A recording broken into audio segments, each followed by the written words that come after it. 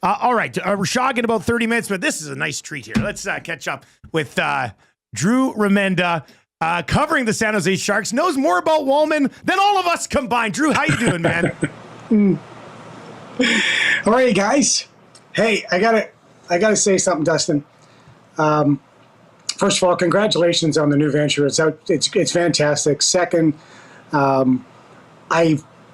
I don't know how many times my boys who are now 28 years old, when they see a certain NHL star on TV, on ESPN, will say this over and over again, Connor, it's the Moose.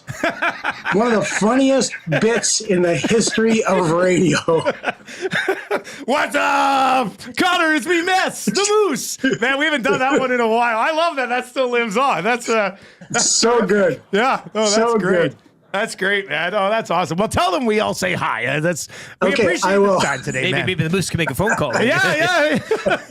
Remember, boys, it's me, the Moose. All right, so tell us a little bit about Walman, man. Here, what are the Oilers getting? We look, we're like, oh, pretty good numbers this year, decent plus minus. I'm not a very good team. What can he do you think with this group? Who is he? What are we getting here? He is first off a terrific young man. And when I say that, a former Edmonton Oilers coach who I know very well, Todd McClellan, I used to talk, when we talk players, I'd start with that statement, and he'd finally get mad at me because they're all good guys, Drew. Shut up. Tell me what you think of them. So he is a great young man, though. He really found a home in San Jose. He was, when we was playing with Cody Ceci, the top defensive pairing for the San Jose Sharks. And he has become the best defenseman on the Sharks this year. Now, I know what people are thinking. Yeah, you guys are 32nd place, so settle down. Well, think about that for a second. How long and how often you're in your own zone when you are a 32nd place team? How much time you spend in the defensive zone playing defense?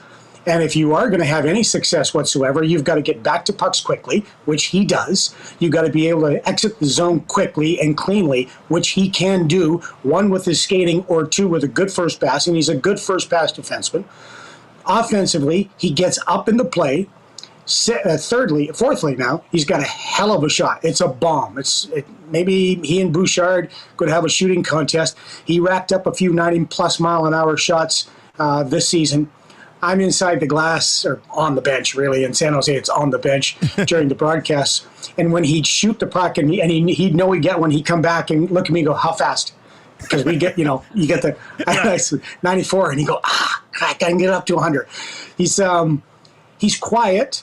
He's not like a Mario for the Sharks. He's not like a Mario Ferraro type who's very boisterous and very upbeat. And he's a quiet, pleasant, thinking about the game all the time guy.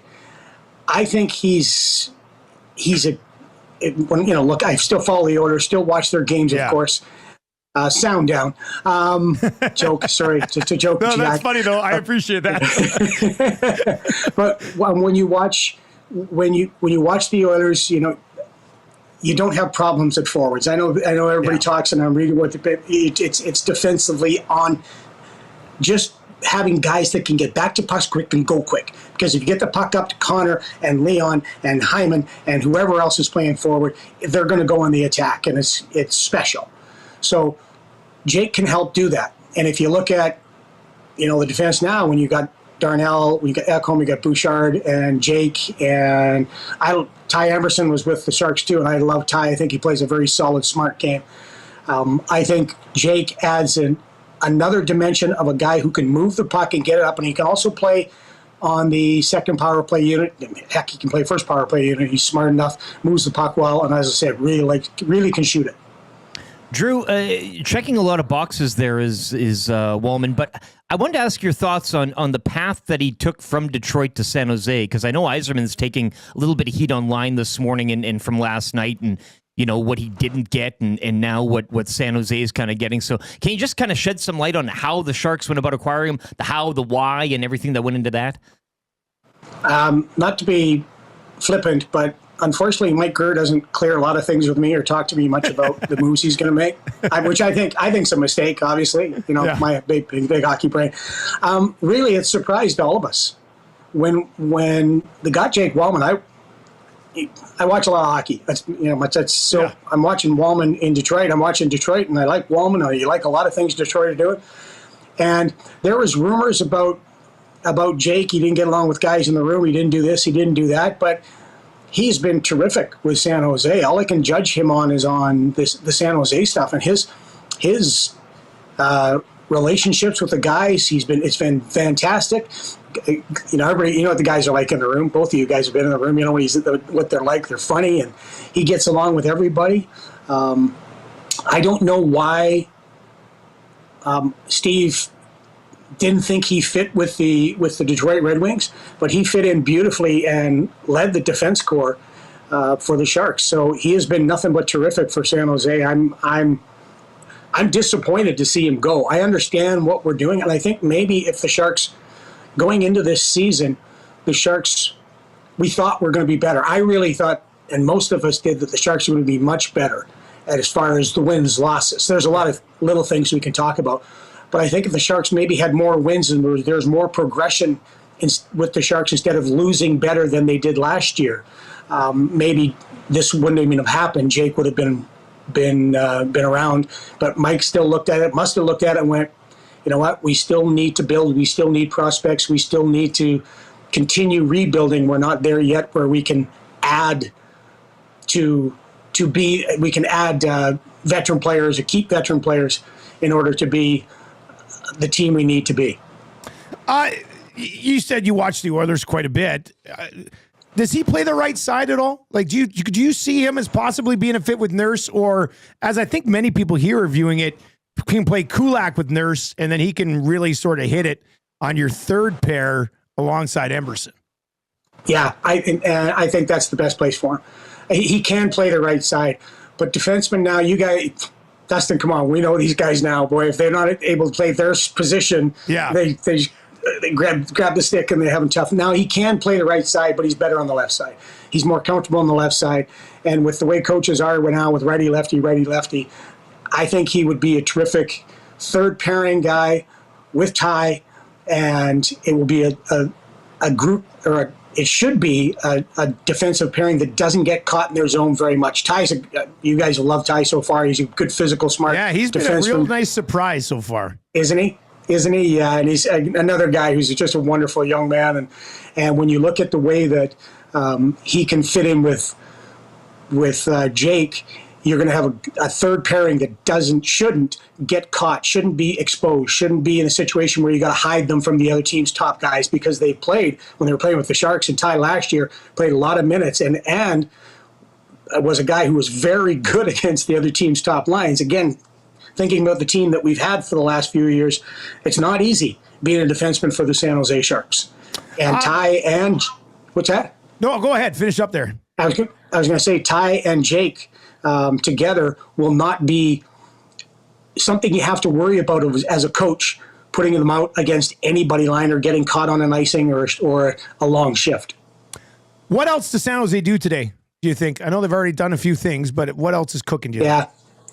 Well, they broke my heart yesterday, and when they traded Nico Sturm. I love Nico Sturm. Nico Sturm is one hell of a player. But guys, if you want to see what a professional is like, or needs to be like, watch Nico Sturm.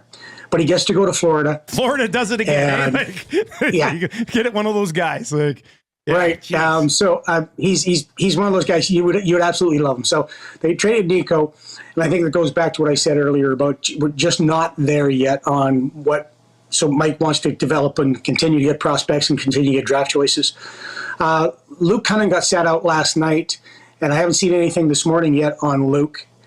And he got sat out last night for trade purposes. Luke, another hardworking guy, for his personal life and diabetes and everything that he's gone through. He's so great in the community here, started a foundation. He's a guy that might get looked at. We heard when we were in Toronto that Toronto was looking at him.